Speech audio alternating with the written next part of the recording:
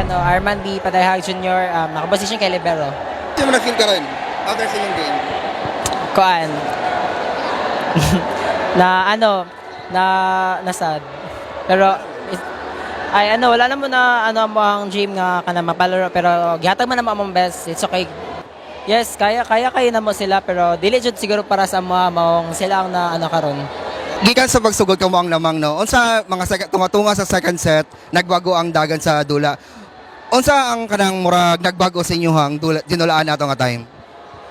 Mas nidaghan ang among error niya, mas nidaghan ang among miscommunications mo tong ang nagadagdag mig points sa kalaban mo tong nagbago jud ang dula tapos murag daghan kay sa amo ang kanang na down niya pero still gina-up na mo pero murag wala jud na mo na kaya.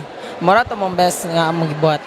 Despite sa inyohang performance, no, ikaw one of the jolliest pinaka-bibo sa inyohang sa dinulaan ganina.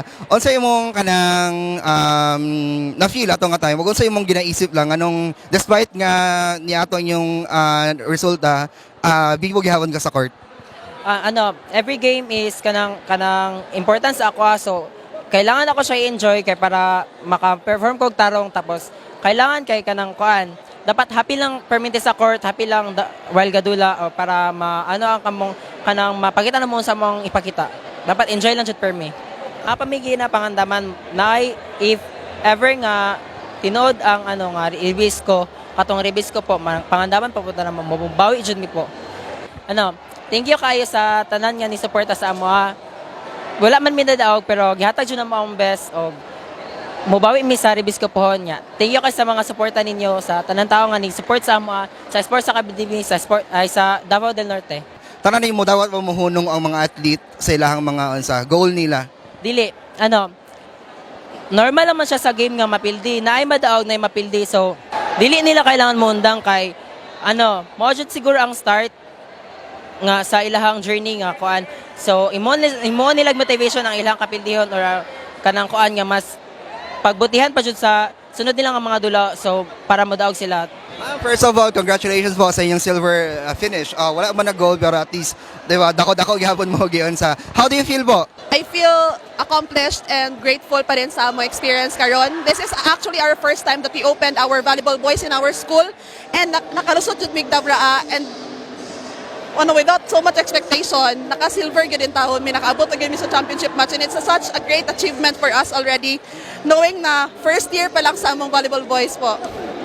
Ma'am, pwede na to umaon sa I'd like to imong mind lang pagsugod sa game no first set hangtod second set tunga-tunga murag daw kamo ang lamang.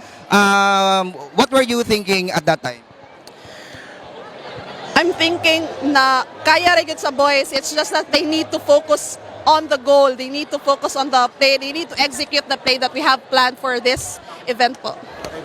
Siguro nag-panic siguro ang mga bata na wala sa focus. Pero sige lang, wala gyud sila sa focus niya. Nakuha na po sa pika siguro ang tempo sa dula niya kami. We tried our very best to get the tempo back and fight for that set. Pero hindi talaga kinaya. What do you think of your kalaban karong ma'am Davao City na team? Unsa imong tanong sila ha? Sila performance. Maayo lang performance po.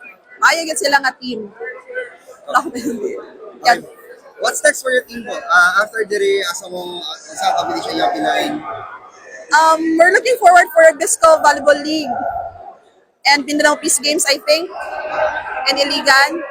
And wala naman masyadong na iba everyday kasi kami nag-train from Monday to Friday sa aming school because we're a sports school. So we train every day with our trainers po.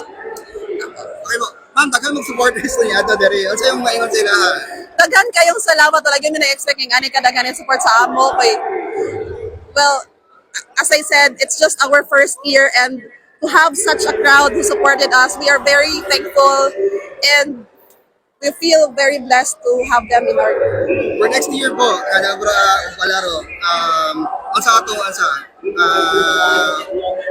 preparation na himuon?